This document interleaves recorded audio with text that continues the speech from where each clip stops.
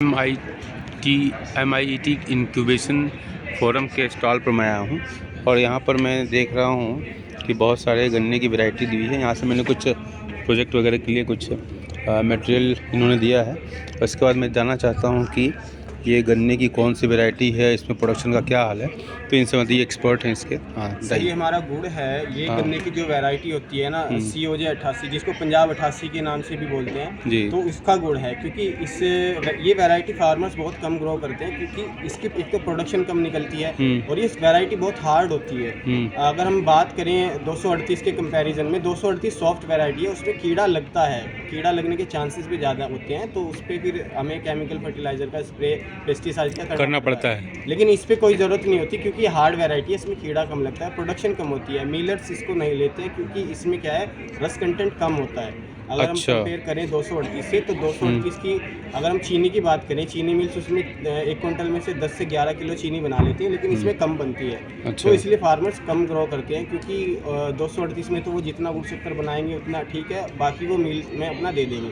लेकिन इसको इसलिए कम ग्रो करते हैं ताकि इसका गुड़ शक्कर ही बनता है। और सबसे आप गूगल भी करेंगे, सबसे बेस्ट वैरायटी गुड़ शक्कर के लिए हमारी जो है वो COJ 88 ही है। COJ 88। तो ये इसका ग्रोइंग एरिया कौन कौन सा है? इसको हम सर ग्रो कर रहे हैं मेरठ मुजफ्फरनगर में। हमारे मेरठ मुजफ्फरनगर शामली वगैरह में तो बहुत सारी चीनी मिलें हैं। जी, तो हमने वहाँ पे धामपुर चीनी मिल नाम सुना हुआ है मैंने। सर वहाँ पे चीनी मिल्स बहुत हैं, वो सारी बेल्ट ही शुगर केन की। हाँ, शुगर केन की बेल्ट है।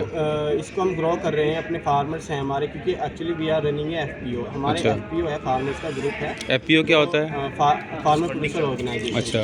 तो इसमें हमारे 360 फार्मर्स हैं, लेकिन हमने कुछ फार्मर्स इसमें आइडेंटिफाई किए हुए हैं जो प्योर ऑर्गेनिक कर रहे हैं। हम उनकी पानी की टेस्टिंग कराते हैं, उनकी मिट्टी की टेस्टिंग कराते हैं, तो हम उनकी जो प्रोड्यूस होती है तो हम उनको लेके फिर रीसेलिंग कर देते हैं, ताकि फार्मर्स को भी बेनिफिट रहे, क्योंकि हम उसको प्रोड्यूस को उतने में ही लेते हैं। फार्मर्स को भी बेनिफिट होता है, क्योंकि उनकी डायरेक्ट इसकी मार्केटिंग करने में उनको प्रॉब्लम आती है। तो आप मार्केटिंग जब कर रहे हैं तो निश्चित रूप से इसके प्राइस भी तो ज़्यादा होंगे ना? सर हम मिनिमम, क्योंकि आपको भी कुछ चाहिए। हाँ, फार्मर्स को भी आपको देना पड़ता है।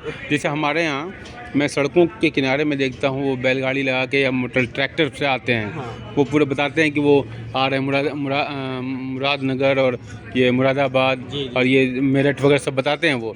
और सड़क के किनारे दिल्ली कैंट के आसपास के एरिया में मैं देखता हूँ, तो हम लोग जब आते हैं उधर से, उस रास्ते से गुजरते हैं, तो हम लोग कभी कभी उनसे लेते हैं। तो क्या मैं वो कौन सी वैरायटी होती है जो सड़कों के किनारे? सर मोस्टली आपको सब जगह 238 वैरायटी ही मिलेगी मोस्टली। वो भी? हाँ। लेकिन उनके जो गुड़ का कलर भी यही होता है? सर कलर जो होता है ना, वो एक्चुअली केमिकल से कुछ लोग साफ करते हैं, उसको वाइटेस्ट फॉर्म में ले आते हैं। लेकिन जो COJ 88 की अगर हम बात करें, इसका कलर वाइट ही होता है। एक अच्छे इसका रस भी वाइट ही होता है। अच्छा, एक अच्छे गुड़ की पहचान हम कैसे करें? पहचान सर इसकी ये है कि अगर आप इसकी चाय बनाएंगे या आप दूध में डालेंगे तो बिल्कुल नहीं फटेगा। ये नहीं फटेगा? बिल्कुल नहीं फटेगा। अब नॉर्मली कोई शक्कर और गुड़ आप मार्केट से लेते हैं, अब कई बार शिकायत सबकी रहती है कि फट जाता है, तो उसमें केमिकल्स होते हैं, तो उस वजह से वो दूध फट जाता है। अच्छा। बाकी इसमें क्या है, आपका ये वाइट ही रहेगा।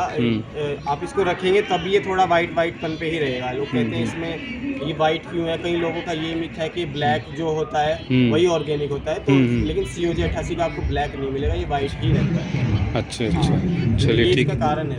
बहुत बहुत धन्यवाद आपको। बहुत सारी जानकारी आपने दी।